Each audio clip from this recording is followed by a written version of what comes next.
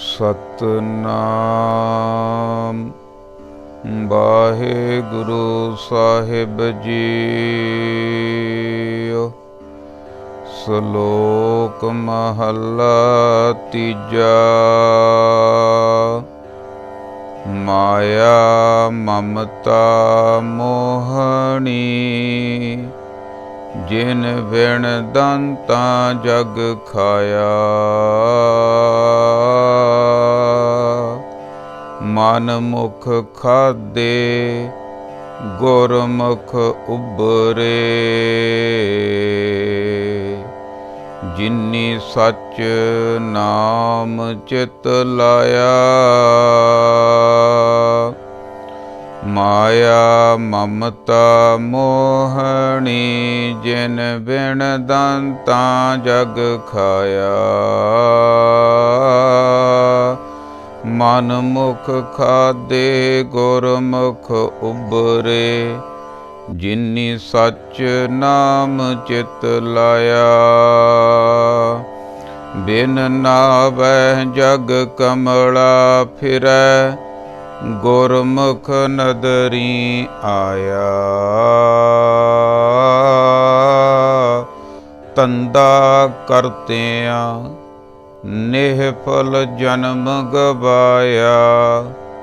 सुख दाता मन न बसाया। नानक नाम तिना को मिलिया, जिन को धुर लिख पाया। नानक नाम तिना को मिलिया, जिन को धुर लिख पाया। परम सत्कारयोग गुरु रूप गुरु प्यारी साध संगत जीओ। आओ मनां दीआं खिंडियां होईयां बिरतियां नूं करिए एकागर, करिए रसना पवित्र ते बोलीए सारे। वाहिगुरु जी का खालसा, वाहिगुरु जी की फतेह। गुरमुख प्यारिओ, कर्मां वाले आ, भागां वाले आ। कर्म बनन लगे आ, भाग उदे होने शुरू हुंदे आ जदों मनुख सतसंग करदा। कर्मां भागां तो बिना ये सतसंग दीआं घड़ियां प्राप्त नहीं हुंदियां। बिन भागां सतसंग न लभै, बिन संगत मैल भरीजै जीओ। ते मन नूं मैल लगदी जांदी आ ते मनुख दी परमात्मा तो पई होई बिथ दूरी वो वधदी जांदी है ते मनुख आत्मक दुखां दे विच फस के, तिन्नां गुणां दे विच फस के अपना जीवन बतीत करके इत्थों चलिया जांदा है। पर जे किते मनुख गुरु दे नाल जुड़ जावे तां ये अंदरली समझ पै सकदी है। सो सतसंग दीआं घड़ियां ਜਿਹੜੀਆਂ ਹੁੰਦੀਆਂ ਇਹ ਮਨੁੱਖ ਨੂੰ ਬਦਲ ਦੇਣ ਵਾਲੀਆਂ ਹੁੰਦੀਆਂ। सतसंगत कैसी जानी है जिथे एको नाम बखाणी है। पहली गल तां सतसंगत कहा उहनूं जांदा जिथे केवल ते केवल वो परमात्मा अकाल पुरख वाहिगुरू अल्लाह बीठल गॉड सुप्रीम पावर उहदी गल होवे। क्योंकि साडी आत्मा ते परमात्मा दा पिया होया विछोड़ा, वो विछोड़े दे कारण ही सारे मनुख नूं दुख पए होए आ। जदों अंदरों मिलाप हो गया, अंदरों विछोड़े दी बेल लगी आ तां फाला जिहड़े दुखां दे रूप च मिलणगे। जे अंदरों मिलाप हो गया आत्मा ते परमात्मा दा जिहड़ा फाला वो सुखां दे रूप दे विच मनुख नूं प्राप्त होवेगा। कर्मां भागां दे नाल मनुख नूं ये सुभागा जिहड़ा समां ये प्राप्त हुंदा। साडे ते बड़ी किरपा वाहिगुरू दी, साडे गुरु साहिबानां दी कि सानूं ये ज्ञान बख्शिश कीता। गुरबाणी दा फरमान आ, हसंदियां खिलंदियां पैनंदियां खवंदियां विचे होवै मुक्त। ए प्यारे गुरसिखा, ਤੈਨੂੰ ਕਿਤੇ ਜਾਣ ਦੀ ਲੋੜ ਨਹੀਂ, ਜੰਗਲਾਂ ਬੇਲਿਆਂ 'ਚ ਜਾਣ ਦੀ ਲੋੜ ਨਹੀਂ, ਕਿਉਂਕਿ ਕਾਰਜ ਆ ਇਹ ਅੰਦਰਲਾ, ਇਹ ਬਾਹਰੋਂ ਘੁੰਮ ਕੇ ਨਹੀਂ ਹੋਣਾ, ਸਰੀਰ ਨੂੰ ਟਿਕਾਉਣਾ ਪੈਣਾ, ਟਿਕ ਕੇ ਗੁਰੂ ਦਾ ਗਿਆਨ ਸਰਵਣ ਕਰਨਾ ਪੈਣਾ। ਕਿਉਂਕਿ ਮਨੁੱਖ ਜੋ ਸ਼ੁਰੂ ਤੋਂ ਸੁਣਦਾ ਉਹਦੇ ਮੁਤਾਬਕ ਮਨੁੱਖ ਦੀ ਘਾੜਤ ਘੜੀ ਜਾਂਦੀ ਹੈ। ਜੇ ਤਾਂ ਡਰਾਂ ਵਾਲੀਆਂ ਗੱਲਾਂ ਸੁਣਦਾ ਤਾਂ ਡਰੂ ਸੁਭਾਅ ਬਣ ਜਾਂਦਾ, ਜੇ ਚੰਗੀਆਂ ਨਾਮ ਦੀਆਂ ਗੱਲਾਂ ਸੁਣਦਾ ਤਾਂ ਨਿਰਭੈ ਨਿਰਭਉ ਨਿਰਵੈਰ ਵਾਲਾ ਸੁਭਾਅ ਬਣ ਜਾਂਦਾ। ਗੁਰੂ ਦੇ ਨਾਲ ਜੁੜੇ ਤੋਂ ਬਿਨਾਂ ਸਾਨੂੰ ਸੋਝੀ ਨਹੀਂ ਆ ਸਕਦੀ, ਕਿਉਂਕਿ ਇਹ ਤਿੰਨਾਂ ਗੁਣਾਂ ਦਾ ਜਗਤ ਆ, ਰਜੋ ਤਮੋ ਅਤੇ ਸਤੋ। ਇਹਦੇ ਵਿੱਚ ਹੀ ਸਾਰੀ ਦੁਨੀਆ ਜਿਹੜੀ ਹੈ ਰਹਿ ਰਹੀ ਆ, ਅਤੇ ਇਹਦੇ 'ਚੋਂ ਕੋਈ ਜਿਹੜਾ ਗੁਰਮੁਖ ਪਿਆਰਾ ਗੁਰੂ ਦੇ ਲੜ ਲੱਗਦਾ ਪਰਮਾਤਮਾ ਦੀ ਕਿਰਪਾ ਨਾਲ, ਉਹ ਪਾਰ ਹੋ ਸਕਦਾ। ਨਹੀਂ ਤਾਂ ਮਾਇਆ ਦੇ ਗਰਭ ਦੇ ਵਿੱਚ ਹੀ, ਮਾਤਾ ਦੇ ਗਰਭ ਦੇ ਵਿੱਚੋਂ ਤਾਂ ਬਾਹਰ ਆ ਗਏ, ਪਰ ਦੂਜਾ ਹੈ ਮਾਇਆ ਦਾ ਗਰਭ। ਗੁਰੂ ਦੇ ਗਿਆਨ ਤੋਂ ਬਿਨਾਂ ਮਨੁੱਖ ਮਾਇਆ ਦੇ ਗਰਭ ਦੇ ਵਿੱਚ ਪੈ ਜਾਂਦਾ। ਇਹ ਤਿੰਨਾਂ ਗੁਣਾਂ ਦਾ ਸੰਸਾਰ ਪਰਮਾਤਮਾ ਵਾਹਿਗੁਰੂ ਵੱਲੋਂ ਹੀ ਬਣਾਇਆ ਹੋਇਆ, ਅਤੇ ਇਹਦੇ ਵਿੱਚੋਂ ਨਿਕਲਣ ਦਾ ਤਰੀਕਾ ਵੀ ਦੱਸਿਆ ਹੋਇਆ। ਤੁਧ ਆਪੇ ਜਗਤ ਉਪਾਇਕੈ, ਆਪ ਖੇਲ ਰਚਾਇਆ। ਹੇ ਪਰਮਾਤਮਾ, ਹੇ ਵਾਹਿਗੁਰੂ ਜੀ, ਤੁਸੀਂ ਇਹ ਆਪੇ ਹੀ ਸਾਰਾ ਜਗਤ ਰਚ ਕੇ, ਜਗਤ ਦੀ ਰਚਨਾ ਕਰਕੇ ਅਤੇ ਆਪੇ ਹੀ ਇਹ ਖੇਲ ਰਚਾਇਆ ਹੋਇਆ। ਤ੍ਰੈ ਗੁਣ ਆਪ ਸਿਰਜਿਆ, ਮਾਇਆ ਮੋਹ ਵਧਾਇਆ। ਇਹ ਤਿੰਨਾਂ ਗੁਣਾਂ ਦੀ ਸਿਰਜਣਾ ਕੀਤੀ ਹੋਈ ਹੈ, ਅਤੇ ਵਿੱਚ ਮਾਇਆ ਦਾ ਵਾਸਾ, ਮਾਇਆ ਦਾ ਮੋਹ ਜਿਹੜਾ ਇੱਥੇ ਵਧਾਇਆ ਹੋਇਆ, ਵੱਧ ਜਾਂਦਾ। ਵਿੱਚ ਹਉਮੈ ਲੇਖਾ ਮੰਗੀਐ, ਫਿਰ ਆਵੈ ਜਾਇਆ। ਅਤੇ ਹਉਮੈ ਦੇ ਵਿੱਚ ਆ ਕੇ ਮਨੁੱਖ ਆਪਣਾ ਲੇਖਾ ਜਿਹੜਾ ਖਰਾਬ ਕਰ ਲੈਂਦਾ, ਅਤੇ ਤਿੰਨਾਂ ਗੁਣਾਂ ਦੇ ਵਿੱਚ ਹੀ ਖਤਮ ਹੋ ਜਾਂਦਾ, ਅਤੇ ਆਉਣ ਜਾਣ ਬਣਿਆ ਰਹਿੰਦਾ, ਭਾਵ ਜਨਮ ਦਾ ਮਰਦਾ ਮਨੁੱਖ ਰਹਿੰਦਾ। ਜਿੰਨਾ ਹਰ ਆਪ ਕਿਰਪਾ ਕਰੇ ਸੇ ਗੁਰ ਸਮਝਾਇਆ। ਜਿਨ੍ਹਾਂ 'ਤੇ ਪਰਮਾਤਮਾ ਵਾਹਿਗੁਰੂ ਜੀ ਕਿਰਪਾ ਕਰ ਦਿੰਦੇ ਆ, ਉਹ ਗੁਰੂ ਦੇ ਨਾਲ ਜੁੜਦੇ ਆ, ਅਤੇ ਗੁਰੂ ਸਮਝਾ ਦਿੰਦੇ ਆ ਉਹਨਾਂ ਨੂੰ। ਬਲਿਹਾਰੀ ਗੁਰ ਆਪਣੇ ਸਦਾ ਸਦਾ ਘੁਮਾਇਆ, ਮੈਂ ਐਸੇ ਗੁਰੂ ਤੋਂ ਬਾਰ ਬਲਿਹਾਰ ਜਾਂਦਾ ਹਾਂ। ਭਾਵ ਗੁਰੂ ਤੋਂ ਬਿਨਾਂ ਸਾਨੂੰ ਸਮਝ ਨਹੀਂ ਆ ਸਕਦੀ। ਗੁਰੂ ਦੇ ਨਾਲ ਜੁੜਨਾ ਬਹੁਤ ਜ਼ਰੂਰੀ ਹੈ। ਸੋ ਇਹ ਜੋ ਆਪਾਂ ਹੁਣ ਸ਼ਲੋਕ ਮਹੱਲਾ ਤੀਜਾ ਇਹਦੀ ਵਿਚਾਰ ਕਰਨੀ ਸ਼ੁਰੂ ਕਰ ਰਹੇ ਹਾਂ, ਆਪਣੀ ਵਾਰ ਆ ਇਹ, ਅਤੇ ਆਓ ਮਨ ਬਿਰਤੀਆਂ ਬਿਲਕੁਲ ਇਕਾਗਰ ਕਰਕੇ ਸਰਵਣ ਕਰੀਏ ਜੀ। ਸ਼ਲੋਕ ਮਹੱਲਾ ਤੀਜਾ। ਪਹਿਲੀ ਗੱਲ ਆ ਗੁਰਮੁਖ ਪਿਆਰਿਓ, ਇਹ ਰਾਗ ਸੋਰਠ ਬਾਰ ਮਹੱਲੇ ਚੌਥੇ ਕੀ ਆ। ਸੋਰਠ ਰਾਗ ਦੇ ਵਿੱਚ ਚੌਥੇ ਪਾਤਸ਼ਾਹ ਜੀ ਦੇ ਮੁਬਾਰਕ ਮੁਖ ਵਿੱਚੋਂ ਉਚਾਰਨ ਕੀਤੀ ਹੋਈ ਇਹ ਬਾਰ ਆ। ਬਾਰ ਪਹਿਲਾਂ ਪੌੜੀਆਂ ਹੁੰਦੀਆਂ ਸੀ, ਇਕੱਲੀਆਂ ਪੌੜੀਆਂ 12 ਹੁੰਦੀਆਂ ਸੀ। ਹੁਣ ਵੀ ਸ਼ਲੋਕ ਪੜ੍ਹੇ ਜਾਂਦੇ ਆ, ਅਤੇ ਵਾਰਾਂ ਜਿਹੜੀਆਂ ਕੀਰਤਨ ਕਰਕੇ ਵਾਹਿਗੁਰੂ, ਪੌੜੀਆਂ ਜਿਹੜੀਆਂ ਉਹ ਕੀਰਤਨ ਕਰਕੇ ਗਾਈਆਂ ਜਾਂਦੀਆਂ।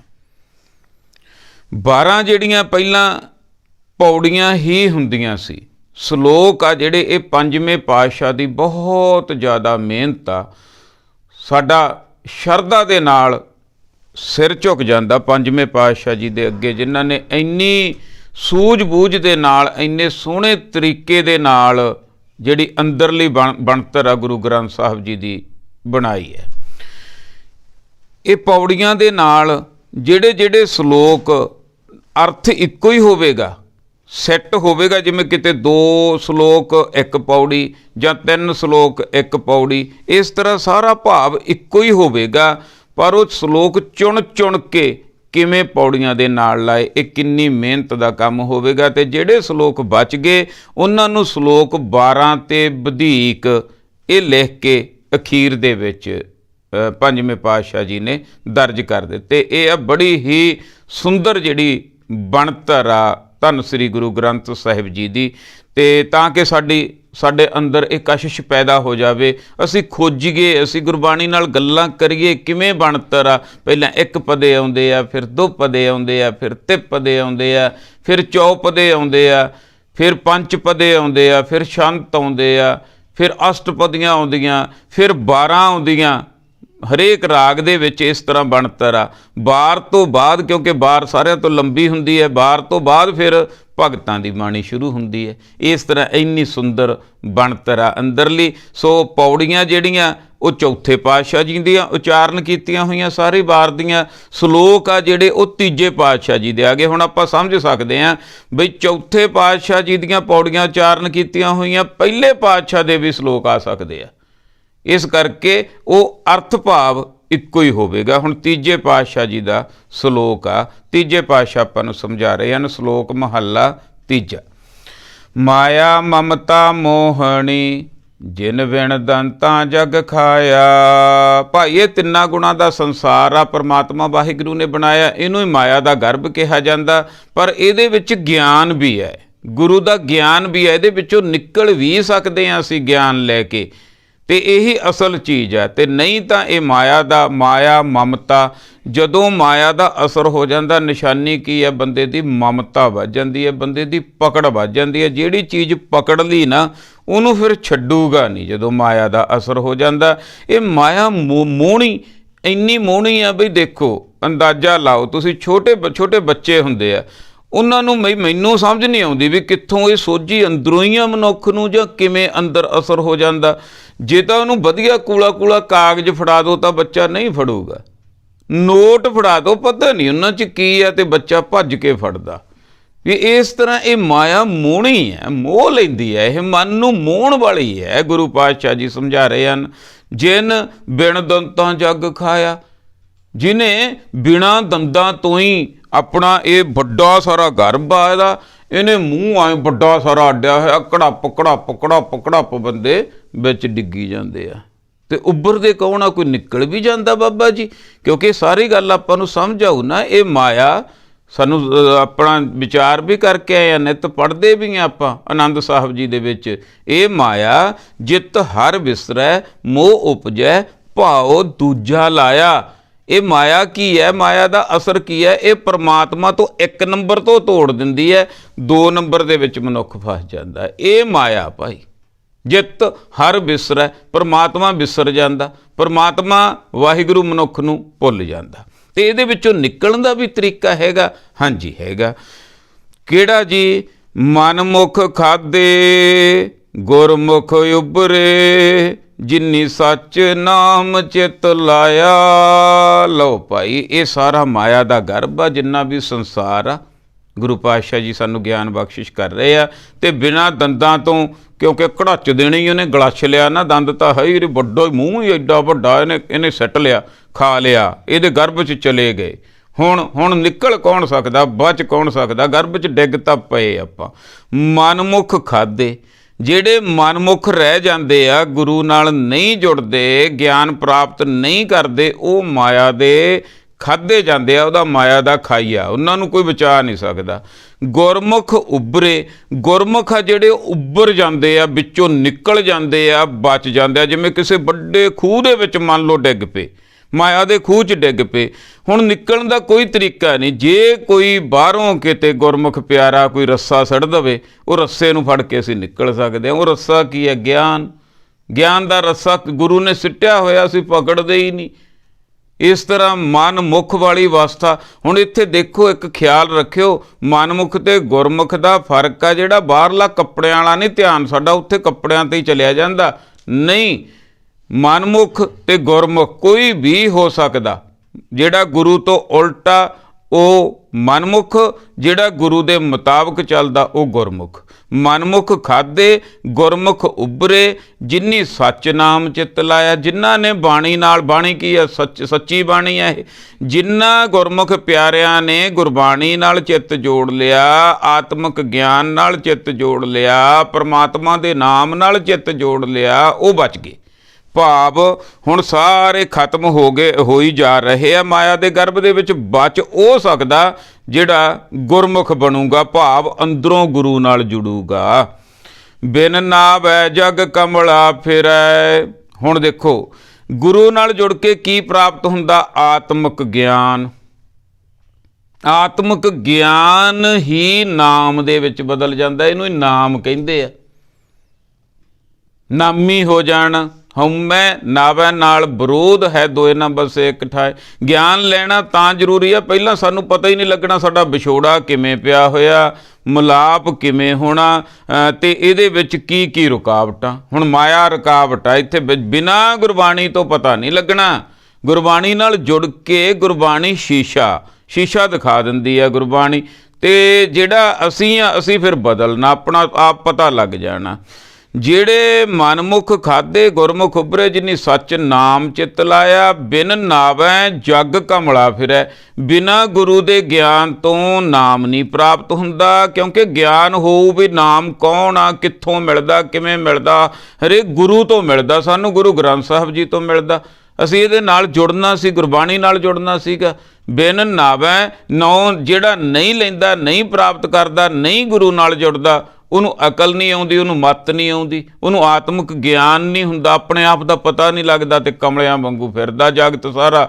ਗੁਰਮੁਖ ਨਦਰੀ ਆਇਆ, ਜਿਹੜੇ ਗੁਰਮੁਖ ਆ ਉਹਨਾਂ ਦੀ ਨਜ਼ਰ ਸਵੱਲੀ ਹੋ ਜਾਂਦੀ, ਉਹਨਾਂ ਨੂੰ ਨਜ਼ਰ ਦੇ ਵਿੱਚ ਸਾਰਾ ਕੁਝ ਆ ਜਾਂਦਾ। ਕਿਵੇਂ ਭਲਾ? ਗੁਰਮੁਖ ਸਿਆਣੇ ਹੋ ਜਾਂਦੇ ਆ। ਗੁਰਮੁਖ ਦਾ ਮੀਨਜ਼ ਸਿਆਣਾ, ਸੂਝਵਾਨ, ਅਕਲ ਵਾਲਾ, ਕੁਝ ਵੀ ਕਹਿ ਲਓ, ਗੁਣਾਂ ਵਾਲਾ।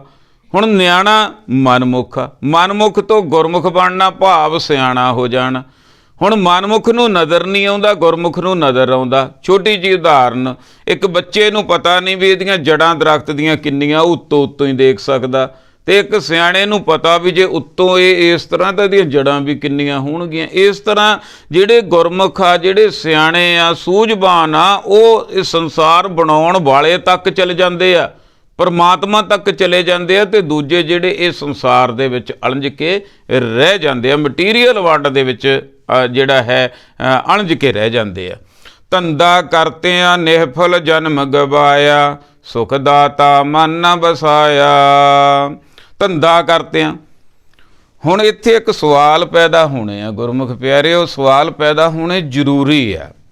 ਕਹਿੰਦੇ ਨਾ ਜੇ ਸਵਾਲ ਨਾ ਪੈਦਾ ਹੋਏ ਤਾਂ ਮੰਦ ਬੁੱਧੀ ਹੁੰਦੇ ਆ ਉਹ ਬੱਚੇ, ਜਿਨ੍ਹਾਂ ਦੇ ਅੰਦਰ ਸਵਾਲ ਨਾ ਪੈਦਾ ਹੋਵੇ। ਸਵਾਲ ਸਾਡੇ ਦੱਬੇ ਪਏ ਆ, ਸਾਨੂੰ ਇਹ ਡਰਾਇਆ ਗਿਆ ਵੀ ਸਵਾਲ ਨਾ ਪੁੱਛਿਓ, ਆਏ ਨਾ ਕਰਿਓ, ਨਾ ਕਰਿਓ। ਹੁਣ ਇੱਥੇ ਇੱਕ ਸਵਾਲ ਬਣਨਾ ਵੀ ਧੰਦਾ ਕਰਦਿਆਂ ਨਿਹਫਲ ਜਨਮ ਗਵਾਇਆ। ਬਈ ਲੈ ਬਈ, ਮਨੁੱਖ ਨੇ ਧੰਦਾ ਕਰਦਿਆਂ ਕਰਦਿਆਂ ਨਿਹਫਲ ਜਨਮ ਗਵਾ ਲਿਆ, ਸੁਖ ਦਾਤਾ ਮਨ ਨਾ ਵਸਾਇਆ, ਇੱਧਰਲੇ ਪਾਸੇ ਨੂੰ ਚੱਲਿਆ ਨਹੀਂ। ਹੁਣ ਇੱਥੇ ਇਹ ਸਵਾਲ ਬਣਨਾ ਵੀ ਕੀ ਧੰਦਾ ਨਾ ਕਰੀਏ, ਕੀ ਬਿਜ਼ਨਸ ਨਾ ਕਰੀਏ, ਕੀ ਕੰਮ ਨਾ ਕਰੀਏ, ਸਾਡੇ ਬੱਚੇ ਕਿਵੇਂ ਪੜ੍ਹਨਗੇ। ਇੱਥੇ ਕਨਫਿਊਜ਼ਨ ਪੈਦਾ ਹੋ ਜਾਂਦੀ ਹੈ। ਪਰ ਇੱਥੇ ਦੋ ਗੱਲਾਂ, ਇੱਕ ਬਾਹਰਲੀਆਂ ਗੱਲਾਂ ਤੇ ਇੱਕ ਅੰਦਰਲੀਆਂ ਗੱਲਾਂ।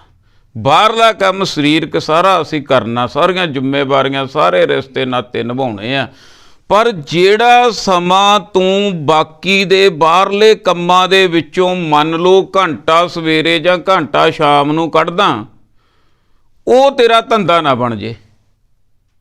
ਭਾਵ ਤੂੰ ਧਰਮੀ ਬਣਨ ਤੁਰਿਆ ਤੇ ਧਰਮੀਓ ਹੀ ਬਣੀ, ਤੇ ਰਾਹ 'ਚ ਰੁਕ ਨਾ ਜਾਈਂ, ਧਰਮ ਕਿਤੇ ਧੰਦਾ ਨਾ ਬਣ ਜਾਵੇ। ਧੰਦਾ ਹੋਰ ਹੁੰਦਾ, ਧਰਮ ਹੋਰ ਹੁੰਦਾ। ਨਹੀਂ ਤਾਂ ਆਪਾਂ ਨੂੰ ਗੁਰੂ ਅਰਜਨ ਦੇਵ ਸੱਚੇ ਪਾਤਸ਼ਾਹ ਜੀ ਤੇ ਬਾਬਾ ਪਿਰਥੀ ਚੰਦ ਜੀ ਦੇ ਵਿੱਚ ਫਰਕ ਨਹੀਂ ਪਤਾ ਲੱਗਣਾ ਗੁਰਮੁਖ ਪਿਆਰਿਓ।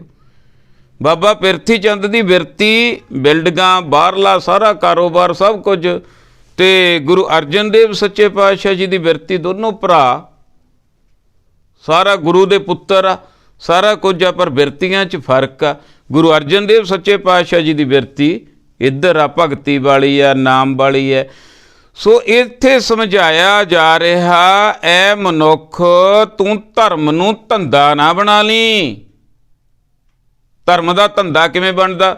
ਜਦੋਂ ਹੁਣ ਇਹ ਮਾਇਆ ਤੋਂ ਉੱਪਰ ਆ, ਧਰਮ ਗਿਆਨ ਸਾਰਾ ਕੁਝ ਇਹ ਮਾਇਆ ਤੋਂ ਉੱਪਰ ਆ। ਬਾਰ ਗੁਰਬਾਣੀ ਮਾਇਆ ਤੋਂ ਸਾਨੂੰ ਪਰੇ ਕਰ ਰਹੀ ਆ, ਪਰੇ ਕਰ ਰਹੀ ਆ। ਮਾਇਆ ਥੱਲੇ ਰਹਿ ਜਾਣੀ ਆ, 3 ਗੁਣ ਥੱਲੇ ਰਹਿ ਜਾਣੇ ਆ। ਹੁਣ ਜੇ ਧੰਦਾ ਬਣ ਗਿਆ, ਧਨ ਦਾ ਵਿੱਚ ਧਨ ਆ ਗਿਆ, ਵਿੱਚ ਪੈਸਾ ਆ ਗਿਆ, ਇਹਨੇ ਮੋਹ ਲਿਆ।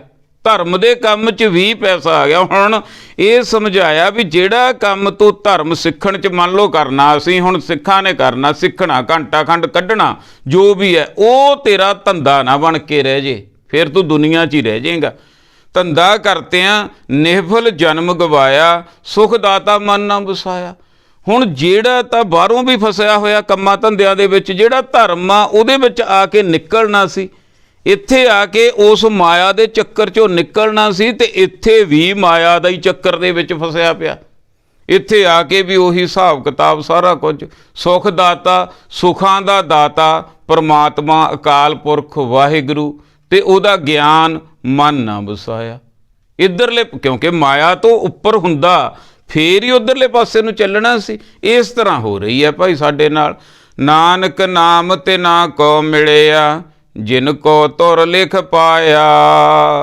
ਨਾਮ ਉਹਨਾਂ ਨੂੰ ਮਿਲਦਾ ਜਿਨ੍ਹਾਂ ਨੂੰ ਤੁਰੇ ਤੇ ਲਿਖਿਆ ਹੁੰਦਾ।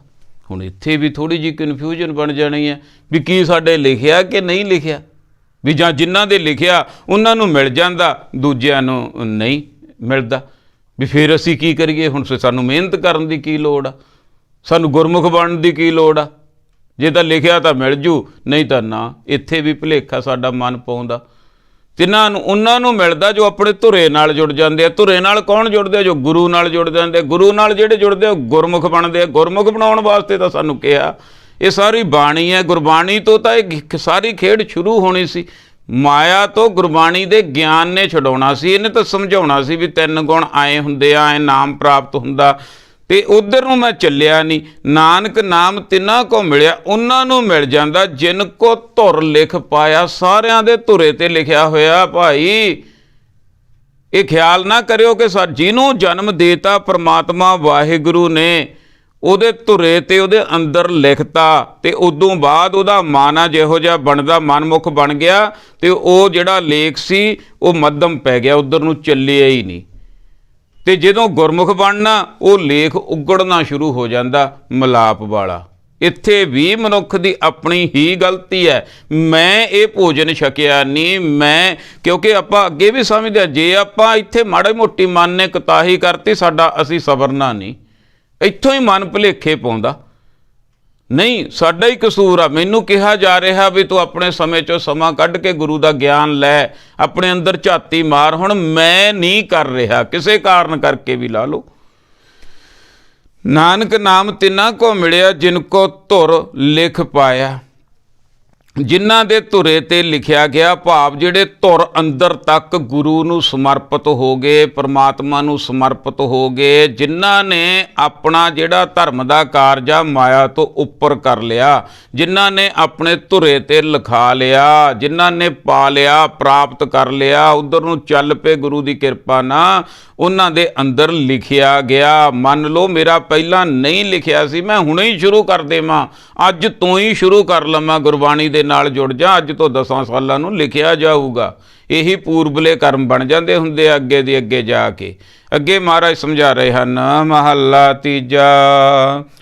ਅਗਲਾ ਜਿਹੜਾ ਸ਼ਲੋਕ ਆ, 2 ਸ਼ਲੋਕ ਤੇ 1 ਪੌੜੀ ਹੈ, ਤਿੰਨਾਂ ਦਾ ਪ੍ਰਭਾਵ ਸਾਰਾ ਇੱਕੋ ਹੀ ਹੋਵੇਗਾ ਵੀ ਨਾਮ ਤੱਕ ਮਨੁੱਖ ਕਿਉਂ ਨਹੀਂ ਪਹੁੰਚਦਾ, ਪਰਮਾਤਮਾ ਦੀ ਪ੍ਰਾਪਤੀ ਕਿਉਂ ਨਹੀਂ ਮਨੁੱਖ ਨੂੰ ਹੁੰਦੀ, ਵਿੱਚ ਮਾਇਆ ਆ ਜਾਂਦੀ ਹੈ, ਮਾਇਆ ਰੁਕਾਵਟ ਬਣਦੀ ਹੈ। ਇਹ ਸਾਰਾ ਤਿੰਨਾਂ 'ਚ ਹੀ 2 ਸ਼ਲੋਕ ਤੇ ਤੀਜੀ ਪੌੜੀ 'ਚ ਇਸ ਤਰ੍ਹਾਂ ਸਮਝਾਇਆ ਗਿਆ। ਮਹੱਲਾ ਤੀਜਾ। ਅਗਲਾ ਸ਼ਲੋਕ ਫਿਰ ਤੀਜੇ ਪਾਤਸ਼ਾਹ ਜੀ ਦਾ ਫਰਮਾਨ ਕੀਤਾ ਹੋਇਆ। ਘਰ ਹੀ ਮਹਿ ਅੰਮ੍ਰਿਤ ਭਰਪੂਰ ਹੈ, ਮਨ ਮੁਖਾਂ ਸਾਧ ਨਾ ਪਾਇਆ। ਨਾਮ ਸਭ ਦੇ ਅੰਦਰ ਆ, ਸਾਰਿਆਂ ਦੇ ਅੰਦਰ ਸਾਰਾ ਕੁਝ, ਪਰਮਾਤਮਾ ਦੀ ਜੋਤ ਸਭ ਦੇ ਅੰਦਰ ਆ। ਸਵਰਨ ਦਾ ਮੌਕਾ ਸਭ ਨੂੰ ਮਿਲਿਆ ਹੋਇਆ, ਗੁਰੂ ਦਾ ਗਿਆਨ ਸਭ ਨੂੰ ਦਿੱਤਾ ਜਾ ਰਿਹਾ। ਮਨਮੁਖ ਆ ਜਿਹੜੇ ਉਹ ਰਹਿ ਜਾਂਦੇ ਆ, ਜਿਹੜੇ ਗੁਰਮੁਖ ਆ ਉਹ ਲੈ ਜਾਂਦੇ ਆ ਭਾਈ। ਹੁਣ ਮਨਮੁਖ ਤੋਂ ਗੁਰਮੁਖ ਹੀ ਤਾਂ ਅਸੀਂ ਬਣਨਾ। ਘਰ ਹੀ ਮਹਿ ਅੰਮ੍ਰਿਤ ਭਰਪੂਰ ਹੈ, ਮਨੁੱਖ ਦੇ ਅੰਦਰੇ ਹੀ ਅੰਮ੍ਰਿਤ ਦਾ ਖਜ਼ਾਨਾ। ਪਰ ਮਨੁੱਖ ਬਾਹਰਲੇ ਕੰਮ ਛੱਡ ਕੇ ਅੰਦਰਲੇ ਤੀਰਥ ਤੇ ਆਵੇ ਤਾਂ ਸਹੀ, ਅੰਦਰੋਂ ਉਹ ਅੰਮ੍ਰਿਤ ਪੀਵੇ ਤਾਂ ਸਹੀ। ਬਾਹਰਲਾ ਸਾਰਾ ਕੁਝ ਛੱਡਣਾ ਪਊ, ਬਾਹਰਲਾ ਸਾਰਾ ਕੁਝ ਮਾਇਆ, 3 ਗੁਣਾਂ ਦੇ ਵਿੱਚ ਆ। ਇਹਨਾਂ ਨੂੰ ਛੱਡ ਕੇ ਜਦੋਂ ਗੁਰੂ ਲੜ ਲੱਗ ਗਿਆ, ਫਿਰ ਸੋਝੀ ਹੋਣੀ ਆ। ਘਰ ਹੀ ਮੈਂ ਅੰਮ੍ਰਿਤ ਭਰਪੂਰ ਹੈ, ਮੈਨੂੰ ਤਾਂ ਕਿਤੇ ਹੋਰ ਜਾਣ ਦੀ ਲੋੜ ਹੀ ਨਹੀਂ। ਨਾ ਮੈਨੂੰ ਘਰ ਛੱਡਣ ਦੀ ਲੋੜ ਆ, ਨਾ ਮੈਨੂੰ ਪਰਿਵਾਰ ਛੱਡਣ ਦੀ ਲੋੜ ਆ, ਨਾ ਮੈਨੂੰ ਪਿੰਡ ਛੱਡਣ ਦੀ ਲੋੜ ਆ। ਜੇ ਮੈਂ ਸੱਚਾ ਧਰਮੀ ਬਣਨਾ ਤਾਂ ਇਹਦੇ ਵਾਸਤੇ ਤਾਂ ਟਿਕਣਾ ਪਵੇਗਾ। ਜਾਂ ਐਂ ਸਮਝ ਲਓ ਵੀ ਜੇ ਤਾਂ ਭਾਈ ਦੁਨੀਆ 'ਚ ਵੱਡਾ ਹੋਣਾ ਫਿਰ ਤਾਂ ਦੁਨੀਆ ਦੀ ਭੱਜ ਨੱਠ ਬਹੁਤ ਕਰਨੀ ਪਵੇਗੀ, ਇੱਧਰ ਦੀ ਉੱਧਰ ਦੀ, ਐਂ ਕਰ ਲਿਆ ਉਹ ਕਰ ਲਿਆ, ਉਹਨੂੰ ਸਿੜਤਾ ਇਹਨੂੰ ਚੱਕ ਲਿਆ, ਉਹਦੇ ਨਾਲ ਜੜ ਗਿਆ ਇਹਦੇ ਨਾਲ ਟੁੱਟ ਗਿਆ, ਇਹ ਫਿਰ ਦੁਨੀਆ 'ਚ ਵੱਡਾ ਹੋ ਜੂ ਬੰਦਾ। ਜੇ ਰੱਬ ਨਹੀਂ ਵੱਡਾ ਹੋਣਾ ਫਿਰ ਭਾਈ ਸਾਰਾ ਕੁਝ ਛੱਡ ਕੇ ਐਨ ਟਿਕ ਜਾਣਾ ਪਊ, ਟਿਕਣਾ ਪਊ ਮਨ ਨੂੰ। ਘਰ ਹੀ ਮਹਿ ਅੰਮ੍ਰਿਤ ਭਰਪੂਰ ਹੈ, ਮਨ ਮੁੱਖਾਂ ਸਾਧ ਨਾ ਪਾਇਆ। ਲਓ ਜੀ, ਹੁਣ ਇੱਥੇ ਕਰਮ ਦੱਸੋ।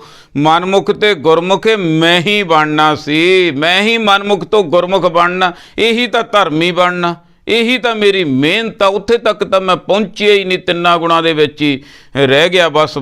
ਜਿਵੇਂ ਕਹਿ ਲਓ ਹੁਣ ਮੱਥੇ ਟੇਕਦਾ ਹੀ, ਤੇ ਗੁਰੂ ਨੇ ਸਮਝਾਇਆ ਹੋਇਆ ਸਤਿਗੁਰ ਨੂੰ ਸਭ ਕੋ ਦੇਖਦਾ, ਜੇਤਾ ਜਗਤ ਸੰਸਾਰ ਡਿੱਠੇ ਮੁਕਤ ਨਾ ਹੋਵੇ, ਜਿਚਰ ਸ਼ਬਦ ਨਾ ਕਰਹਿ ਵਿਚਾਰ। ਘਰ ਹੀ ਮਹਿ ਅੰਮ੍ਰਿਤ ਭਰਪੂਰ ਹੈ, ਮਨ ਮੁਖਾਂ ਸਾਧ ਨ ਪਾਇਆ। ਜਿਉ ਕਸਤੂਰੀ ਮਿਰਗ ਨ ਜਾਣੈ, ਭਰਮ ਦਾ ਭਰਮ ਭੁਲਾਇਆ। ਕਿਸ ਤਰ੍ਹਾਂ ਬਾਬਾ ਜੀ? ਜਿਉ ਕਸਤੂਰੀ ਕਹਿੰਦੇ ਮਿਰਗ ਹੁੰਦਾ ਇੱਕ, ਮਿਰਗ ਦੀ ਨਾਭੀ ਦੇ ਵਿੱਚ ਕਸਤੂਰੀ ਹੁੰਦੀ ਹੈ, ਪਿੱਛੋਂ ਚੱਲਦੀ ਆ ਹਵਾ। ਜਦੋਂ ਹਵਾ ਚੱਲਦੀ ਆ ਤੇ ਉਹ ਕਸਤੂਰੀ ਦੀ ਸਮੈਲ ਆਉਂਦੀ ਆ ਮਿਰਗ ਨੂੰ, ਤੇ ਉਧਰ ਨੂੰ ਭੱਜ ਲੈਂਦਾ, ਭੱਜੀ ਜਾਂਦਾ, ਉਹਨੂੰ ਪਤਾ ਹੀ ਨਹੀਂ ਵੀ ਮੇਰੇ ਅੰਦਰੋਂ ਸਮੈਲ ਆ ਰਹੀ ਹੈ। ਇਸੇ ਤਰ੍ਹਾਂ ਬੰਦੇ ਨੂੰ ਪਤਾ ਹੀ ਨਹੀਂ ਵੀ ਪ੍ਰਮਾਤਮਾ ਮੇਰੇ ਅੰਦਰ ਆ। ਮਨੁੱਖ ਭੱਜੀ ਜਾਂਦਾ ਬਾਹਰੇ ਬਾਹਰ, ਆ ਹਾਲ ਹੁੰਦੀ ਆ। ਆਖਰ ਉਹ ਨਾ ਪਿਆਸਾ ਭੁੱਖਾ ਹਿਰਨ ਹਫ ਕੇ ਜਿਹੜਾ ਹੈ ਉਹਦੇ ਵਿੱਚ ਆਪਣਾ ਰਾਜਸਥਾਨ ਦੇ ਵਿੱਚ ਕਹਿ ਲਈਏ ਰੇਤੇ ਦੇ ਵਿੱਚ ਡਿੱਗ ਕੇ ਦਮ ਤੋੜ ਦਿੰਦਾ। ਇਸੇ ਤਰ੍ਹਾਂ ਅਸੀਂ ਆ, ਸਾਡੇ ਨਾਲ ਵੀ ਇਸੇ ਤਰ੍ਹਾਂ ਹੋਈ ਆ। ਬਾਰ-ਬਾਰ ਅਸੀਂ ਭੱਜੇ ਫਿਰਦੇ ਆ, ਨਾਮ ਵੱਲ ਨੂੰ ਚੱਲਦੇ ਨਹੀਂ, ਤੇ ਬਾਰ-ਬਾਰ ਭੱਜੇ ਫਿਰਦੇ ਮੂੰਹ ਅੱਡ ਕੇ ਅਸੀਂ ਫਿਰ ਭੁੱਖੇ ਧਿਆਈ ਉਵੇਂ ਹੀ ਤਿੰਨਾਂ ਗੁਣਾਂ ਦੇ ਵਿੱਚ ਇੱਥੋਂ ਚਲੇ ਜਾਂਦੇ ਆ। ਭਾਈ ਅੰਦਰਲਾ ਕਾਰਜ ਜਿਹੜਾ ਕਰਨ ਆਏ ਆ ਉਹ ਗੁਰੂ ਤੋਂ ਬਿਨਾਂ ਨਹੀਂ ਹੋਣਾ। ਜਿਉਂ ਕਸਤੂਰੀ ਮਿਰਗ ਨਾ ਜਾਣੈ, ਭਰਮ ਦਾ ਭਰਮ ਭੁਲਾਇਆ। ਭਾਈ ਜੇ ਗੁਰੂ ਨਾਲ ਜੁੜੇ ਨਾ ਤਾਂ ਭਰਮਾਂ ਭੁਲੇਖਿਆਂ ਦੇ ਵਿੱਚ, ਤੌਖਲਿਆਂ ਦੇ ਵਿੱਚ ਪੈ ਕੇ ਆਪਣੇ ਆਪ ਨੂੰ ਘਟੀਆ ਸਮਝੀ ਜਾਵਾਂਗੇ, ਆਪਣੇ ਆਪ ਨੂੰ ਪਾਪੀ ਸਮਝੀ ਜਾਵਾਂਗੇ। ਸੈਲਫ ਕੌਨਫੀਡੈਂਸ ਨਹੀਂ ਆਉਣਾ ਭਰਮਾਂ ਭੁਲੇਖਿਆਂ ਦੇ ਵਿੱਚ, ਤੌਖਲਿਆਂ। ਕਿਉਂ? ਮੈਂ ਕੀ ਘਾਟਾਂ, ਕਿਸ ਗੱਲੋਂ ਘਾਟਾਂ? ਮੇਰਾ ਗੁਰੂ, ਮੈਂ ਦੇਵਤਾ, ਮੈਂ ਖੁਦ ਦੇਵਤਾ, ਮੈਂ ਕਿਹੜੇ ਦੇਵਤੇ ਨੂੰ ਪੂਜਾਂ? ਇਸ ਤਰ੍ਹਾਂ ਦਾ ਸਾਡੇ ਗੁਰੂ ਦੇ ਆਸਰੇ ਨਾਲ ਆਉਣਾ ਚਾਹੀਦਾ। ਬਲਿਹਾਰੀ ਗੁਰ ਆਪਣੇ ਦਿਉਹਾੜੀ ਸਦਵਾਰ, ਜਿਨ ਮਾਨਸ ਤੇ ਦੇਵਤੇ ਕੀਏ, ਕਰਤ ਨਾ ਲਾਗੀ ਬਾਰ। ਮੈਂ ਕਿਉਂ ਭਰਮਾਂ ਭੁਲੇਖਿਆਂ ਵਹਿਮਾਂ ਤੌਖਲਿਆਂ ਦੇ ਵਿੱਚ ਪਵਾਂ? ਅਸੀਂ ਕਿਉਂ ਆਪਣੇ ਬੱਚਿਆਂ ਨੂੰ ਇੱਧਰ ਨੂੰ ਪਾਈਏ? ਅਸੀਂ ਆਪਣੇ ਅੰਦਰੋਂ ਨਾਮ ਲੱਭਣਾ, ਅੰਦਰੋਂ ਜਿਹੜਾ ਹੈ ਅਸੀਂ ਸ਼ੁਭ ਗੁਣ ਪ੍ਰਗਟ ਕਰਨੇ ਆ। ਅਸੀਂ ਕਿਉਂ ਕਿਸੇ ਦੇ ਪਿੱਛੇ ਲੱਗੀਏ? ਜਿਉਂ ਕਸਤੂਰੀ ਮਿਰਗ ਨਾ ਜਾਣੈ, ਭਰਮ ਦਾ ਭਰਮ ਭੁਲਾਇਆ। ਜੇ ਨਾ ਲੱਗਾਂਗੇ ਭਾਈ ਗੁਰੂ ਦੀ ਗੱਲ, ਨਾ ਮੰਨਾਂਗੇ, ਫਿਰ ਭਰਮਦੇ ਫਿਰਗੇ। ਬਹੁਤ ਲੋਕ ਭਰਮਦੇ ਫਿਰਦੇ ਆ। ਅੰਮ੍ਰਿਤ ਤਜ ਬਿਖ ਸੰਗ ਰਹਿ, ਕਰਤਾ ਆਪ ਖੁਆਇਆ। ਮਨੁੱਖ ਕੀ ਕਰਦਾ? ਬਿਨਾਂ ਗਿਆਨ ਤੋਂ ਅੰਮ੍ਰਿਤ ਦਾ ਵੀ ਖਜ਼ਾਨਾ ਅੰਦਰ ਪਿਆ ਤੇ ਵਿਉ ਦਾ ਵੀ ਪਿਆ। ਵਿਉ ਕੀ ਹੈ? ਮਾਇਆ। ਅੰਮ੍ਰਿਤ ਕੀ ਹੈ? ਪ੍ਰਮਾਤਮਾ ਦਾ ਨਾਮ। ਅੰਮ੍ਰਿਤ ਤਜ, ਮਨੁੱਖ ਨੇ ਅੰਮ੍ਰਿਤ ਛੱਡ ਦਿੱਤਾ। ਕਿਉਂ? ਅਗਿਆਨੀ ਹੋਣ ਦਾ ਕਰਕੇ, ਗੁਰੂ ਨਾਲ ਜੁੜਿਆ ਨਹੀਂ। ਬਿਖ ਸੰਗ੍ਰਹਿ, ਵਿਉ ਇਕੱਠੀ ਕਰੀ ਜਾਂਦਾ। ਮਾਇਆ, ਪਾਪਾਂ ਬਾਝੋ ਹੋਵੇ ਨਾਹੀ, ਮੋਇਆ ਸਾਥ ਨਾ ਜਾਏ। ਕਰਤਾ ਆਪ ਖੁਆਇਆ। ਹੁਣ ਕਰਤੇ ਨੇ, ਦੇਖੋ ਜੀ, ਉਹਨੇ ਖੁਆਇਆ ਹੁੰਦਾ, ਖੁਆਰ ਕਰਨਾ, ਖੋ ਦਿੱਤਾ। ਜੇ ਹੁਣ ਦੇਖੋ, ਮਨ ਆਪਣਾ ਐਸੀ ਚੀਜ਼ ਆ, ਮਨੁੱਖ ਦਾ ਮਨ, ਜਿਹੜੀ ਚੀਜ਼ ਇਹ ਮੰਗੂਗਾ ਇਹਨੂੰ ਉਹੀ ਮਿਲੂਗੀ। ਜਿਹੜੀਆਂ ਮਨ ਦੀਆਂ ਬਿਰਤੀਆਂ, ਦੋ ਤਰ੍ਹਾਂ ਦੇ ਮਨ ਆ ਸਾਡੇ, ਕੌਨਸ਼ੀਅਸ ਮਾਈਂਡ ਤੇ ਸਬ ਕੌਨਸ਼ੀਅਸ ਮਾਈਂਡ, ਚੇਤਨ ਮਨ, ਅਚੇਤਨ ਮਨ। ਅਗਰ ਚੇਤਨ ਮਨ ਦੇ ਵਿੱਚ ਮਾਇਆ ਚੇਤਦੇ ਰਵਾਂਗੇ, ਅਚੇਤਨ 'ਚ ਚਲੀ ਜਾਊਗੀ, ਫਿਰ ਮਾਇਆ ਵਾਲੇ ਕੰਮ ਹੀ ਸਾਰੇ ਹੋਣਗੇ। ਅਗਰ ਚੇਤਨ ਮਨ ਦੇ ਵਿੱਚ ਬਾਹਰੋਂ ਪਾਣੀ ਪਾਉਣਾ, ਅੰਦਰੋਂ ਚੱਕਣਾ, ਮਤਲਬ ਇਹੀ ਹੈ। ਜੇ ਕਿਤੇ ਗੁਰੂ ਦਾ ਗਿਆਨ ਅੰਦਰ ਪਾਈ ਜਾਵਾਂਗੇ, ਚੇਤਨ ਮਨ ਦੇ ਵਿੱਚ ਗੁਰੂ ਦਾ ਗਿਆਨ ਹੀ ਰਹਿ ਜਾਊਗਾ, ਅੰਦਰ ਚਲਿਆ ਜਾਊਗਾ। ਸੋ ਇਸ ਤਰ੍ਹਾਂ ਸਾਨੂੰ ਇਹ ਸਮਝਾਇਆ ਗਿਆ, ਭਾਈ ਅਸੀਂ ਅੰਮ੍ਰਿਤ ਤਜ ਬਿਖ ਸੰਗ੍ਰਹਿ, ਕਰਤਾ ਆਪ ਖੁਆਇਆ।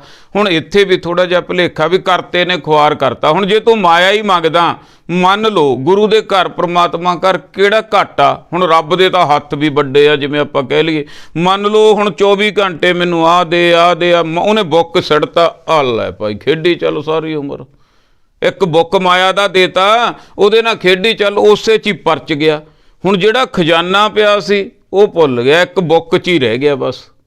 ਆਮ ਮਨੁੱਖ ਦੇ ਨਾਲ ਹੁੰਦੀ ਹੈ। ਜਿਹਨੇ ਬੁੱਕ ਵੱਲ ਨੂੰ ਨਾ ਧਿਆਨ ਕੀਤਾ, ਨਾ ਮੰਗਿਆ, ਉਹ ਖਜ਼ਾਨੇ ਤੱਕ ਪਹੁੰਚ ਜੂਗਾ। ਨਾਮ ਦੇ ਖਜ਼ਾਨੇ ਤੱਕ, ਉੱਥੇ ਤਾਂ ਫਿਰ ਸਾਰਾ ਕੁਝ ਹੀ ਹੈ। ਪਰ ਹੈ ਇਹ ਮਾਇਆ ਤੋਂ ਉੱਪਰ, ਮਾਇਆ ਛੱਡ ਕੇ ਉੱਧਰ ਨੂੰ ਜਾ ਹੋਣਾ ਭਾਈ। ਤੇ ਨਹੀਂ ਤਾਂ ਮਨੁੱਖ ਜ਼ਿਆਦਾਤਰ ਕੀ ਕਰਤਾ ਆਪ ਖੁਆਇਆ। ਹੁਣ ਇੱਥੇ ਮੈਨੂੰ ਐਂ ਲੱਗਦਾ ਵੀ ਇਹ ਕਿਹਾ ਮਨੁੱਖ ਦੀ ਗਲਤੀ, ਕਿਉਂਕਿ ਆਪਣੀ ਗਲਤੀ ਮੰਨਣੀ ਹੈ। ਕਰਤਾ ਹੈ ਪਰਮਾਤਮਾ ਵਾਹਿਗੁਰੂ, ਆਪ ਖੁਆਇਆ, ਆਪ ਖੋਹ ਲਿਆ ਮਨੁੱਖ ਨੇ। ਕਿਉਂ ਖੋਲਿਆ? ਮਾਇਆ 'ਚ ਫਸ ਕੇ। ਮਾਇਆ 'ਚ ਕਿਉਂ ਫਸਿਆ? ਅਗਿਆਨਤਾ ਕਰਕੇ। ਅਗਿਆਨਤਾ ਕਿਉਂ ਆ? ਗੁਰੂ ਦਾ ਗਿਆਨ ਨਹੀਂ ਲਿਆ, ਬਸ ਫਸ ਗਿਆ। ਹੁਣ ਕਰਤੇ ਦਾ ਕੋਈ ਕਸੂਰ ਨਹੀਂ, ਰੱਬ ਦਾ। ਜਦੋਂ ਅਸੀਂ ਕਸੂਰ ਰੱਬ 'ਚ ਕੱਢ ਦਿੰਦੇ ਹਾਂ, ਆਪਦੇ 'ਚ ਨਹੀਂ ਕੱਢਦੇ, ਉਦੋਂ ਸਾਨੂੰ ਸਬਰਨ ਦਾ ਮੌਕਾ ਖਤਮ ਹੋ ਜਾਂਦਾ ਵੀ ਤਾਂ ਕਰਤੇ ਨੇ ਖੁਆਰ ਕਰ ਦਿੱਤੇ। ਬਸ ਕਰਤੇ ਜਿਹੜੇ ਹੁਣ ਕਰਤੇ ਨਹੀਂ ਖੁਆਰ ਕਰਦੇ, ਉਹ ਕਿਵੇਂ ਸਬਰ ਜਾਣਗੇ? ਫਿਰ ਨਾਲੇ ਵਾਰ-ਵਾਰ ਕਹਿੰਦੇ ਆ ਵੀ ਗੁਰੂ ਸਵਾਰ ਦਿੰਦਾ, ਗੁਰੂ ਸਵਾਰ ਦਿੰਦਾ। ਜਿੰਨੇ ਵੀ ਖੁਆਰ ਹੋਏ ਆ, ਖੁਆਰ ਹੋਏ ਸਭ ਮਿਲੇਂਗੇ, ਬਚੇ ਸ਼ਰਨ ਜੋ ਹੋਏ। ਫਿਰ ਗੁਰੂ ਦੀ ਸ਼ਰਨ 'ਚ ਆ ਜਾਓ ਜੇ ਖੁਆਰ ਹੋਏ ਆ ਤਾਂ। ਇਹ ਸਾਰਾ ਮਨ ਹੀ ਸਾਨੂੰ ਭੁਲੇਖੇ ਪਾਈ ਜਾ ਰਿਹਾ। ਮਨੁੱਖ ਨੂੰ ਸਬਰ ਦਾ ਮੌਕਾ ਪ੍ਰਮਾਤਮਾ ਨੇ ਦਿੱਤਾ ਹੋਇਆ, ਮਨੁੱਖ ਨੂੰ ਗਿਆਨ ਵੀ ਮਿਲ ਰਿਹਾ, ਪਰ ਮਨ ਜਾਣਤ ਸਭ ਬਾਤ ਜਾਣਤ ਹੀ ਔਗਣ ਕਰੇ। ਮਨੁੱਖ ਆਪਣੇ ਆਪ ਫਸਦਾ ਭਾਈ, ਆਪਣਾ ਲੇਖਾ ਮਨੁੱਖ। ਇਹੀ ਤਾਂ ਹੈ ਵੀ ਜੇ ਫਰੀਦਾ ਜੇ ਤੂੰ ਅਕਲ ਲਤੀਫ ਕਾਲੇ ਲਿਖ ਨਾ ਲੇਖ, ਤੇ ਫਿਰ ਇਹਦਾ ਮੰਨ ਲਓ ਲੇਖ ਮਨੁੱਖ ਆਪ ਲਿਖਦਾ। ਗੁਰਬਾਣੀ ਤਾਂ ਕਹਿੰਦੀ ਹੈ ਫਰੀਦਾ ਜੇ ਤੂੰ ਅਕਲ ਲਤੀਫ ਕਾਲੇ ਲਿਖ ਨਾ ਲੇਖ। ਇਹ ਸੱਚ ਆ। ਮਨੁੱਖ ਆਪਣੇ ਮਨੁੱਖ ਨੂੰ ਕੋਰਾ ਕਾਗਜ਼ ਤੇ ਕਲਮ ਦੇਤਾ ਪ੍ਰਮਾਤਮਾ ਨੇ। 70 ਸਾਲ 50 ਸਾਲ ਜਿੰਨੇ ਵੀ ਉਹ ਦੇਤੇ, ਲੈ ਕਰ ਲਾ ਜਿਹੜਾ ਕੁਛ ਕਰਨਾ, ਜੋ ਮੁੱਕਣ ਨਹੀਂ ਲੱਗਿਆ ਕੁਝ ਵੀ। ਪਰ ਤੂੰ ਅੰਦਰੋਂ ਜਾਂ ਫਸ ਜਾਏਗਾ ਤੇ ਜਾਂ ਨਿਕਲ ਜਾਏਗਾ। ਦੋ ਹੀ ਕੰਮ ਆ, ਗੁਰੂ ਨਾਲ ਜੁੜ ਜਾਏਗਾ ਨਿਕਲ ਜਾਏਗਾ, ਤੇ ਨਹੀਂ ਤਾਂ ਮਾਇਆ 'ਚ ਪਾਈ ਫਸ ਜਾਏਗਾ। ਹੁਣ ਇਹ ਸਾਰਾ ਕਸੂਰ ਮੇਰਾ ਆਪ ਦਾ ਹੀ ਆ। ਮੇਰੇ ਮਨ ਨੇ ਮੈਨੂੰ ਇੱਧਰਲੇ ਪਾਸੇ ਨਹੀਂ ਲਾਇਆ, ਮੇਰੇ ਆਪ ਖੁਆਰ ਹੋਇਆ ਮੈਂ ਕਰਤੇ ਵੱਲੋਂ, ਪ੍ਰਮਾਤਮਾ ਵੱਲੋਂ।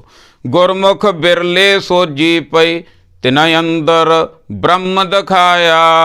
ਗੁਰਮੁਖ ਬਿਰਲੇ, ਹੁਣ ਬਿਰਲੇ ਦਾ ਅਰਥ ਆ ਵੇ ਰਲੇ। ਇੱਕ ਪਾਸੇ ਸੰਸਾਰ ਆ ਸਾਰਾ, ਸਾਰੇ ਕਰਮ ਕਾਂਡ ਹੋ ਰਹੇ ਆ, ਦੂਜੇ ਪਾਸੇ ਗੁਰਮੁਖ ਹੈ। ਇੱਕ ਔਕਟ ਘਾਟੀ ਰਾਮ ਕੀ ਤਿਹ ਚੜ੍ਹ ਰਹੇ ਹੋ ਕਬੀਰ। ਕਬੀਰ ਜੀ ਉੱਧਰ ਨੂੰ ਚੱਲ ਰਹੇ ਆ, ਅਸਲ ਵੱਲ ਨੂੰ ਚੱਲ ਰਹੇ। ਗੁਰਮੁਖ ਆ ਉਹ ਬਿਰਲੇ ਹੋ ਜਾਂਦੇ ਆ, ਉਹ ਅੱਡ ਹੋ ਜਾਂਦੇ ਆ, ਉਹ ਪ੍ਰਮਾਤਮਾ ਵੱਲ ਨੂੰ। ਬਾਕੀ ਸਾਰਾ ਸੰਸਾਰ ਤਿੰਨਾਂ ਗੁਣਾਂ ਦੇ ਵਿੱਚ ਆ। ਜਿਹੜੇ ਗੁਰੂ ਦੀ ਸੋਝੀ ਲੈ ਲੈਂਦੇ ਆ, ਉਹ ਕਰਮਕਾਂਡ ਸਾਰਾ ਤਿੰਨਾਂ ਗੁਣਾਂ ਵਾਲਾ ਛੱਡ ਕੇ ਸਿੱਧੇ ਹੋ ਕੇ ਪ੍ਰਮਾਤਮਾ ਵੱਲ ਨੂੰ ਚੱਲ ਪੈਂਦੇ ਆ। ਸੋਝੀ ਪਈ, ਗੁਰੂ ਦੁਆਰਾ ਹੋਏ ਸੋਝੀ ਪਾਏ ਸੀ। ਇਹ ਗੁਰਦੁਆਰੇ ਕਾਹਦੇ ਵਾਸਤੇ ਸੀ? ਸੋਝੀ ਲੈਣ ਵਾਸਤੇ, ਗਿਆਨ ਲੈਣ ਵਾਸਤੇ, ਬੈਠ ਕੇ ਵਿਚਾਰਾਂ ਕਰਨ ਵਾਸਤੇ। ਤੇ ਪ੍ਰਭਾਵ ਕਾਹਦਾ ਪੈ ਗਿਆ? ਮਾਇਆ ਦਾ। ਇਹ ਸਾਰਾ ਕੁਝ ਹੋਇਆ ਪਿਆ, ਸਾਰਾ ਤਾਂ ਗੁਰੂ ਮਹਾਰਾਜ ਤਾਂ ਸਮਝਾ ਰਹੇ ਆ।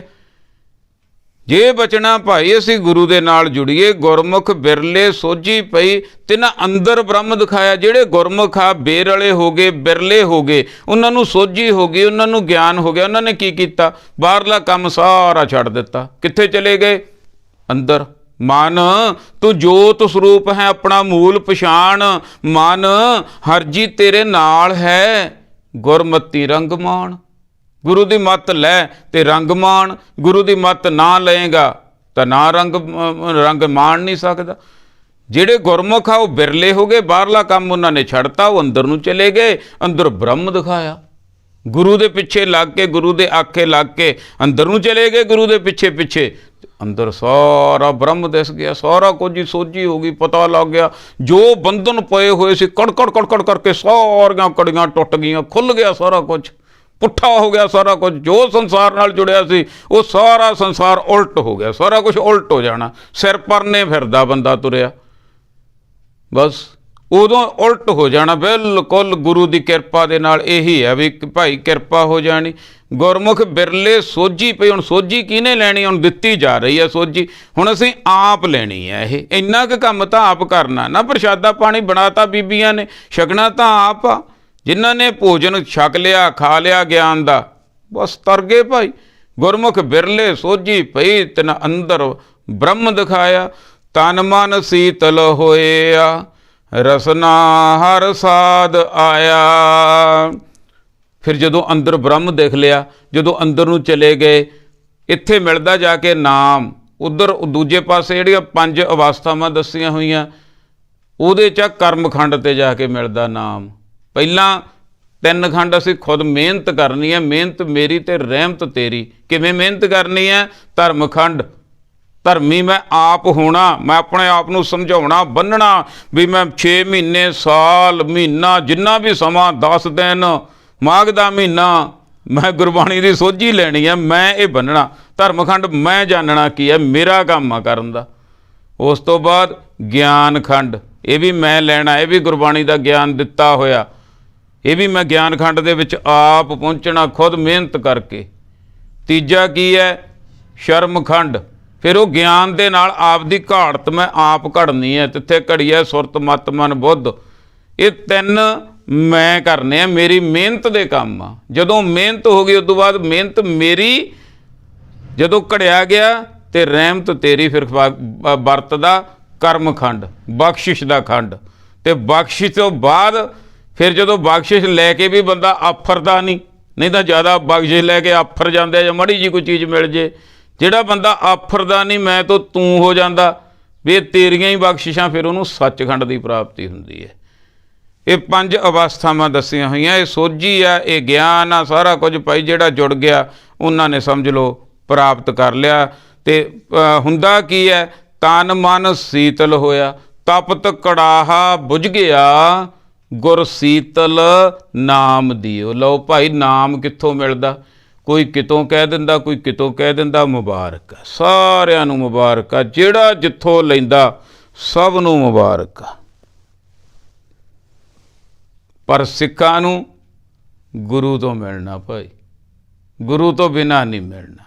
ਜਿਹੜਾ ਸਿੱਖ ਆ ਗੁਰੂ ਦਾ, ਉਹਨੂੰ ਗੁਰੂ ਤੋਂ ਹੀ ਨਾਮ ਮਿਲਣਾ, ਗੁਰੂ ਤੋਂ ਬਿਨਾਂ ਨਹੀਂ, ਕਿਤੇ ਹੋਰ ਨਹੀਂ।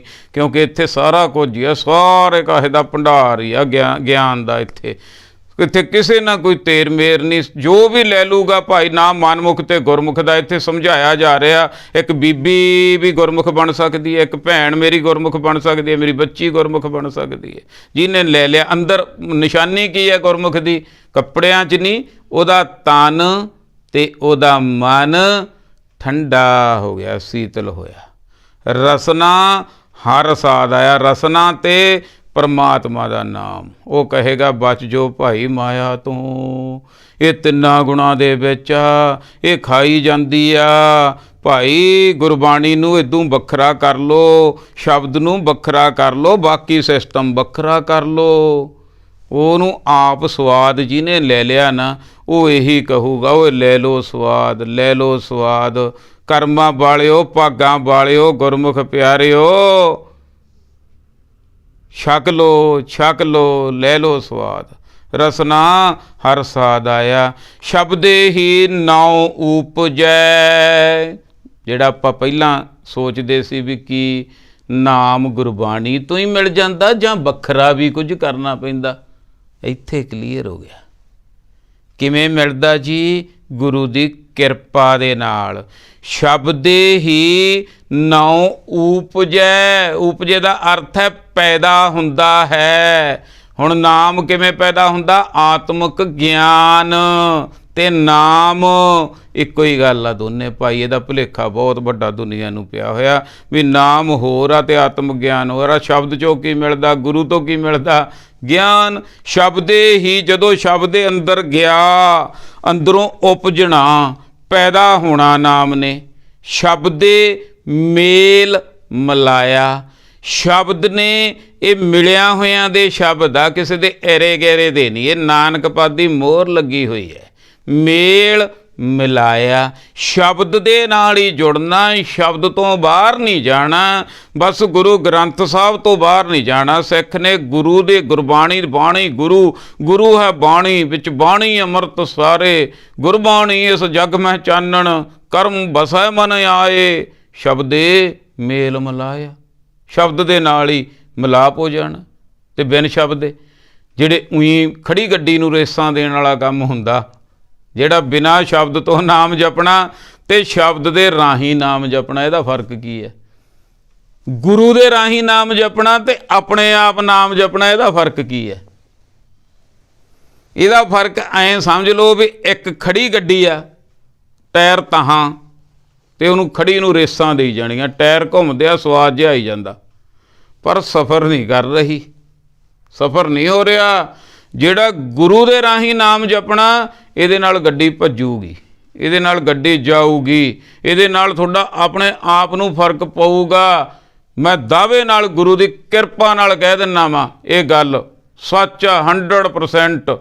ਕਿਸੇ ਦੇ ਗਿੱਟੇ ਲੱਗੇ, ਕਿਸੇ ਦੇ ਗੋਡੇ ਲੱਗੇ, ਗੁਰਬਾਣੀ ਲੜ ਲੱਗ ਕੇ ਦੇਖੋ, ਖੁਦ ਨੂੰ ਨਾ ਫਰਕ ਪਿਆ ਤਾਂ ਕਹਿ ਦਿਓ।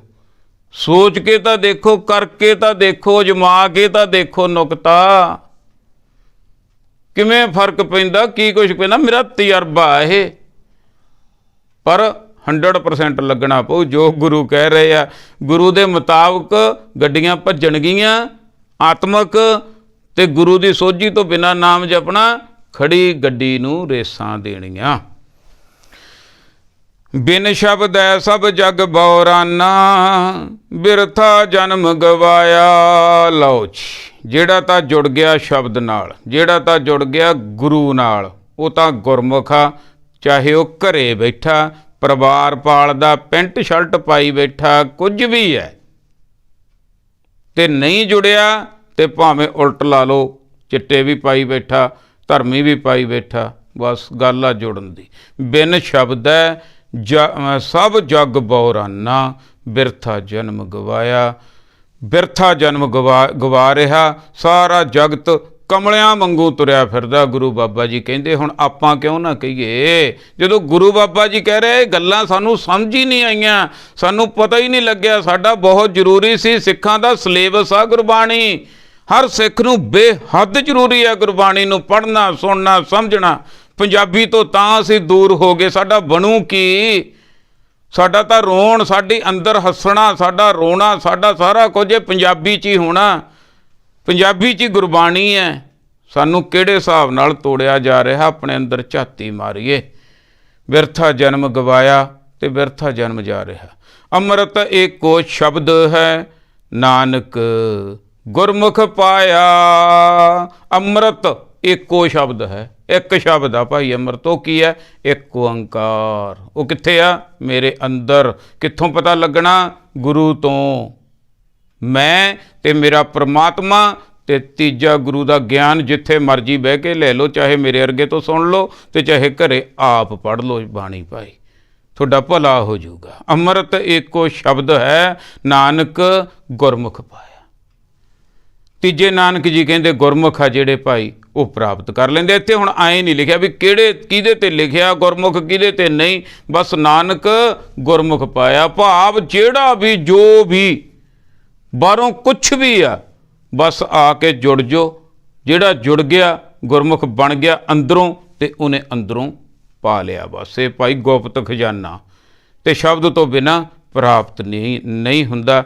ਇਹੀ ਨਾਮ ਆ, ਇਹੀ ਸਾਰਾ ਕੁਝ ਆ। ਅਸੀਂ ਆਤਮਿਕ ਸੋਝੀ ਪ੍ਰਾਪਤ ਕਰਨੀ ਹੈ, ਗੁਰਮੁਖ ਬਣਨਾ ਭਾਈ। ਪੌੜੀ ਸੋ ਹਰ ਪੁਰਖ ਗਮ ਹੈ, ਕਹੋ ਕਿਤ ਬਿਦ ਪਾਈਐ। ਸ਼ਲੋਕਾਂ ਵਾਲਾ ਭਾਵ ਵੀ ਗੁਰਮੁਖ ਪਿਆਰਿਓ ਪੌੜੀ ਦੇ ਵਿੱਚ ਹੁੰਦਾ।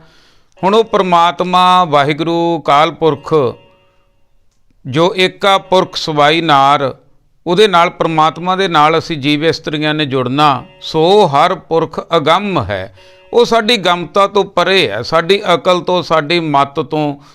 ਸਾਡੀ ਗਮਤਾ ਨਹੀਂ, ਉਸ ਨੂੰ ਪਕੜ ਨਹੀਂ ਸਕਦੇ, ਸਥੂਲ ਨਹੀਂ ਉਹ ਪਰਮਾਤਮਾ। ਕਹੋ ਕਿਤ ਵਿਧ ਪਾਈਐ। ਫਿਰ ਉਹ ਪਰਮਾਤਮਾ ਨੂੰ ਕਿਹੜੀ ਵਿਧੀ ਨਾਲ ਪਾਇਆ ਜਾ ਸਕਦਾ ਦੱਸੋ ਭਾਈ? ਉਹ ਸਥੂਲ ਤਾਂ ਹੈ ਨਹੀਂ। ਠੀਕ ਆ ਨਾ, ਵੀ ਕਿਹੜੀ ਵਿਧੀ, ਕਿਹੜਾ ਤਰੀਕਾ? ਤਿਸ ਰੂਪ ਨਾ ਰੇਖ ਅਦ੍ਰਿਸ਼ਟ ਕਹੋ, ਜਨ ਕਿਉਂ ਧਿਆਈਐ। ਉਹਦਾ ਰੂਪ ਨਹੀਂ, ਤਿਸ ਰੂਪ ਨਾ ਰੇਖ, ਨਾ ਉਹਦਾ ਕੋਈ ਚੇਨ ਚੱਕਰ, ਅਦ੍ਰਿਸ਼ਟ, ਨਾ ਉਹ ਦੀਂਦਾ ਇਹਨਾਂ ਅੱਖਾਂ ਦੇ ਨਾਲ। ਕਹੋ ਜਨ ਕਿਉਂ ਧਿਆਈਐ, ਕਿਵੇਂ ਉਹਦਾ ਧਿਆਨ ਟਿਕੇ, ਕਿਵੇਂ ਸਾਡੇ ਧਿਆਨ 'ਚੋਂ ਪਰਮਾਤਮਾ ਵਾਹਿਗੁਰੂ ਆਵੇ। ਨਿਰੰਕਾਰ, ਉਹਦਾ ਆਕਾਰ ਕੋਈ ਨਹੀਂ। ਨਿਰੰਜਨ, ਉਹ ਮਾਇਆ ਦੀ ਪਕੜ ਤੋਂ ਦੂਰ ਆ, ਉਹਨੂੰ ਅੰਜਨ ਨਹੀਂ, ਮਾਇਆ ਨਹੀਂ, ਕਾਲਖ ਨਹੀਂ, ਨਿਰੰਜਨ ਰੂਪ ਆ। ਹਰ ਹਰੀ ਅਗੰਮ, ਉਹਦੇ ਤੱਕ ਗਮਤਾ ਨਹੀਂ। ਕਿਆ ਕਹਿ ਗੁਣ ਗਾਈਏ, ਉਹ ਪਰਮਾਤਮਾ ਵਾਹਿਗੁਰੂ ਦੇ ਕੀ ਕਹਿ ਕੇ ਗੁਣ ਗਾਈਏ ਜੀ। ਜਿਸ ਆਪ ਬੁਝਾਏ ਆਪ, ਸੋ ਹਰ ਮਾਰਗ ਪਾਈਐ। ਇਹ ਸਾਰੇ ਸਵਾਲ ਬਣ ਗਏ। सो हर पुरख गम है कहो कित विद पाइय, तिस रूप न रेख अदृष्ट कहो जन क्यों ध्याइय। निरंकार निरंजन हर अगम क्या कह गुण गाइय, जिस आप बुझाए आप सो हर मार्ग पाइए। ये सारे सवाल बन गए किवें परमात्मा तक पहुँचा जा सकता। भाव अर्थ बन गया जो अपने आप नूं बुझ लैंदा है, जो अपने आप दे अंदर चलिया जांदा है। भाव अर्थ वो परमात्मा नूं जानना चाहुंदे आ तां अपने आप नूं जानना पवेगा, अपने आप नूं जानना चाहुंदे आ तां गुरबाणी लड़ लगना पवेगा।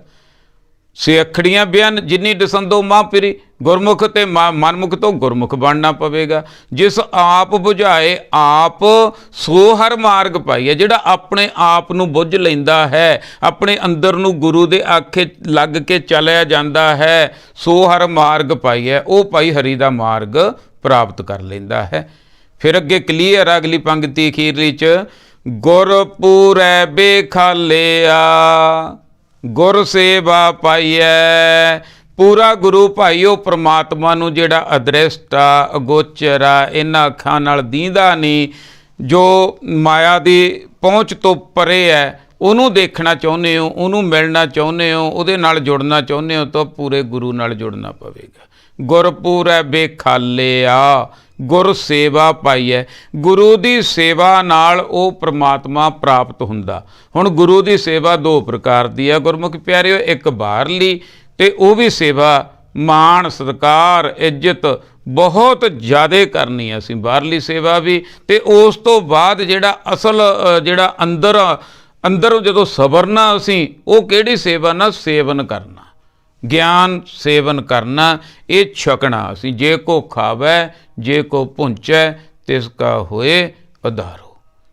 भाई ये शब्द दे राही जिहड़ा है असीं वो परमात्मा तक पहुँच सकते हाँ।